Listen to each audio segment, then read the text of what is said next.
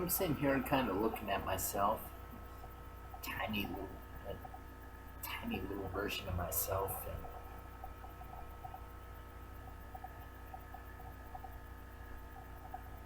I don't see why it's not appropriate. Because how are we not but tiny little versions of ourselves? Because really, I mean, I have those times when I realize the greatness of myself. And then I have times when I look at how small and shallow and stupid all of it is.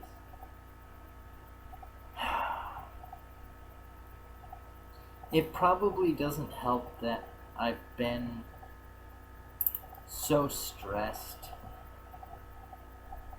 so afraid, and so absolutely lonely lately. And unfortunately, I'm bound in so many ways. Uh, Regulations at work, confidentiality agreements, personal trust and confidence, and not betraying people around me, And, you know, all of that works together to be I'm a whole big fucking stupid fucking fat ball of fucking don't know what the fuck to do and can't really talk to anybody. But it's not like there's anybody around to talk to, otherwise they'd probably be here, wouldn't they? I mean, I don't assume that you're stupid, although if you're in my country, I assume that you're stupid. Go USA! America! Fuck yeah. But yeah, no,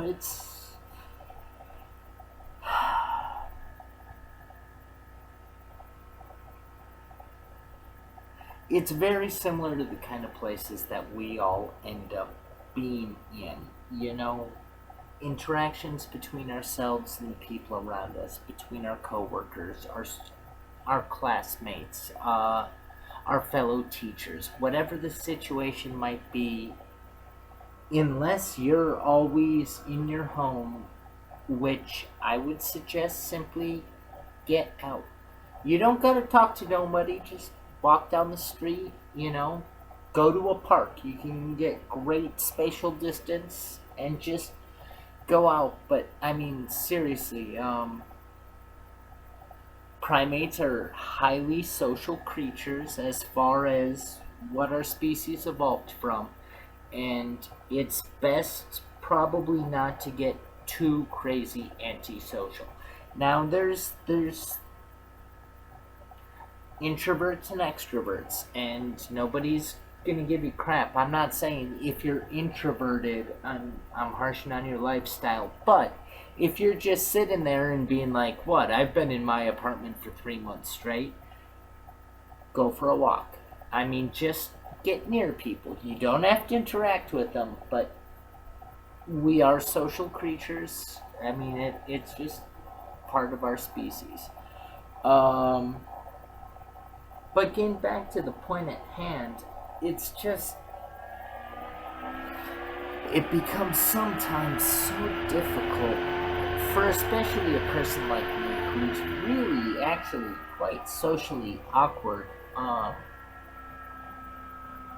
And the fact that I understand completely that I'm intentionally trying to broadcast my image, which as I make and or edit these videos, I absolutely I absolutely actually hate it. Like my own face, my own voice, my own sound. And but somehow not hate it enough to remember to use this tone of voice compared to the one that I normally always do, which is my natural speaking voice. And it's just like when I go out amongst people, like I do exercises and voice things, and I realize that I can put a slightly different tone in my voice, which really transforms the whole thing into a slightly different area. and completely changes my interactions with human beings. But I don't remember to do it. I don't. I use the same voice that I always have, and that is just a unique kind of stupidity on my part. And it also brings up those ideas of how easy it is for not only myself but anyone else to kind of transform and change the way the situation is, to present something which is different than what it actually is. And that's the idea of duplicity. The idea that you can produce another version of something which isn't what it really is.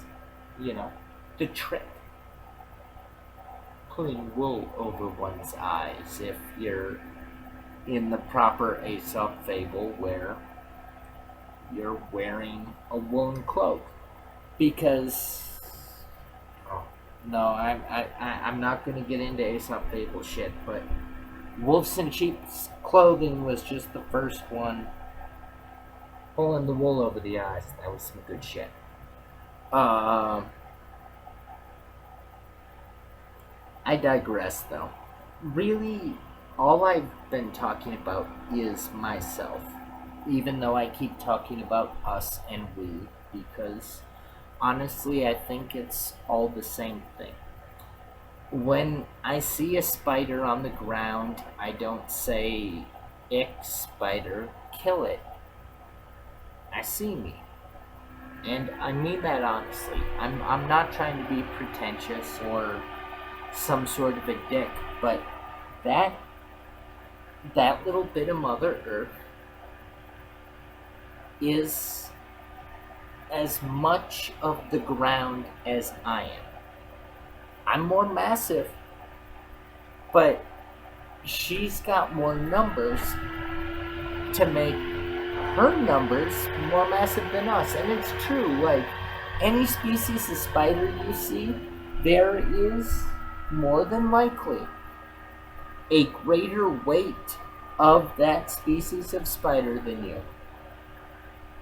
Biomass. And it's a big pyramid with us really actually very much at the top. Because, you got predators at the top, and then you go down to people who feed on producers, which are typically prey species, and we're talking like herbivores basically. And especially on the biomass pyramid, we're talking about large herbivores like bovine and deer and rodents. Fucking, and then you go down even lower, and it's actually becoming a bigger amount of space.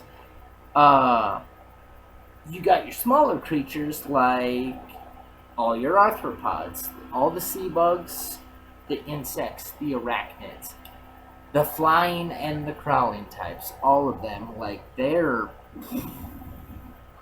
huge area, which have their own pyramids on their own level, but also make up a level on our macro level.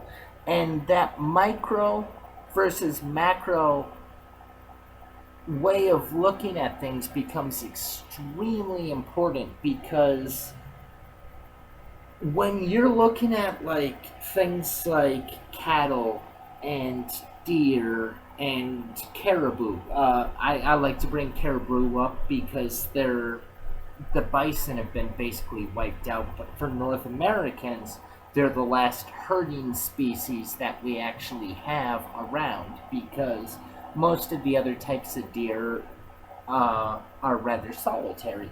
And because of that, with the bison herds basically eliminated, wiped out in the Buffalo Wars, as folks like to call them, because they can't forget Africa. I don't know why they're called buffalo, but fucking,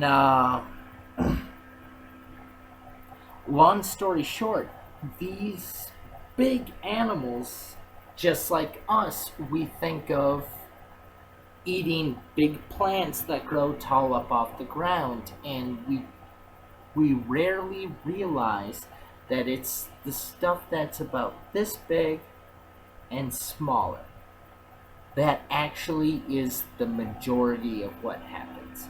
I mean, we've all seen an earthworm when it scrolls up out of the ground. Now, when it's raised in a farm to become a giant earthworm, but just when they come up out of the ground, they're however big, and there's more weight of earthworms than humans in this country.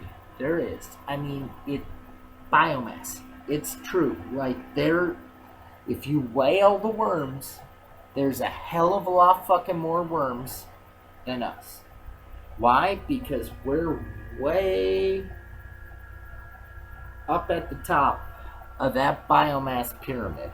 We take everything, and it just kind of ends there. We do our best to exterminate all life around us, like even to the point of it kills 99.9% of bacteria on surfaces and countertops. Now, have you ever thought what happens to the 0.1% that remains alive amidst this field of corpses? Because that's what they're saying. We will turn your surface into a bacteria corpse land where only 0.1% will survive. But what will that surviving 0.1% that just fucking took a blast of Lysol straight out of the can to its bacteria face and lived? What will they do amidst this vast land of dead bacteria carcasses? It will reproduce. And it's another question that people really don't ask themselves is, what exactly are we doing with some of our practices? Like, it's been well long known that doctors had frequently, mainly because they got kickbacks from the pharmaceutical industry, but prescribing antibiotics when they weren't necessary. And they knew it was a viral infection, and the antibiotics would do absolutely nothing other than perhaps kill their internal flora, which will give them probably the runs and perhaps irreparable digestive damage, just to get them out of their office and put another tally on their quota for that pharmaceutical company. When the person needed bed rest and, maybe something for the symptoms if they were extreme. But, like, the idea that we are working so hard because of for-profit industries of medicine, which I don't even, I just got sick to my stomach actually having to say that line, because of for-profit industries like medicine and pharmaceuticals. Oh god, fucking, I'm sorry, but just the idea that either medicine or the manufacture of chemicals for medicine would be one of the most profitable for-profit industries, and nobody seems to have a problem with it. That folks are more interested in prescribing a pill to get a commission, or giving someone an antibiotic when they have a viral infection, which viruses aren't biotics, they're fucking viral particles. They do not respond in any way, shape, or form to typical antibiotics, which inhibit the growth of life forms. It's just,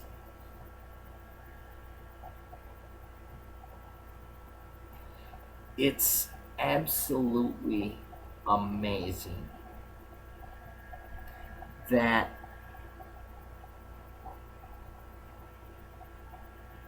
we know so much and don't use most of it. We really don't. Like the technology we have right now, what we can do right this instant, officially, like just what we can fucking do is mind blowing, and we don't do any of it. Because a lot of people don't realize we've basically cured all human disease with the new immunological approaches that have been developed. There's a field called precision medicine now, where, and honestly, it's just a question of resources, not money, because money doesn't really mean anything. They're the people who actually care about curing disease are out there curing disease. And just usually we never see their cures because companies whose job it is to sell pills in the health industry sell their pills. They don't want cures. And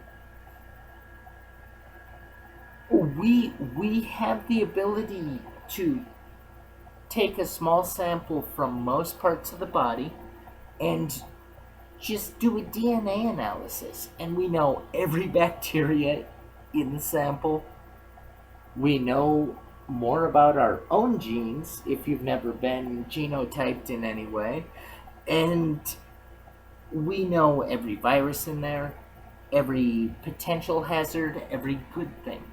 And the level at which we are able to address in every individual and every infection, and the fact that nobody's actually doing it yet, it just makes you wonder ultimately what kind of choices are we making about what we do and what we want. And I'm confusing myself, so I'll think about it a little bit more, but right now, I just don't know.